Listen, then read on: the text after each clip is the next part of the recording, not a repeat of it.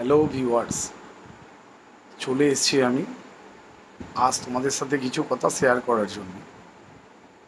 এই যে টি-20 world cup গেল, যেটা ইউএসএ এবং ওয়েস্ট ইন্ডিজে অনুষ্ঠিত হয়েছিল, তো এই খেলাগুলোর মধ্যে বাংলাদেশের সাথে ইন্ডিয়ার যে খেলাটি হয় তাতে বাংলাদেশ হেরে যায় এবং তারপর থেকেই শুরু হয়ে যায় তাদের বাবা সিলেকশনের গল্প।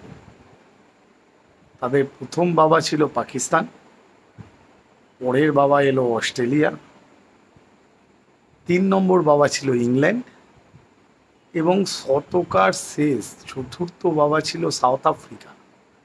এবং সবকটা বাবারই অবস্থা কিন্তু একই হয়।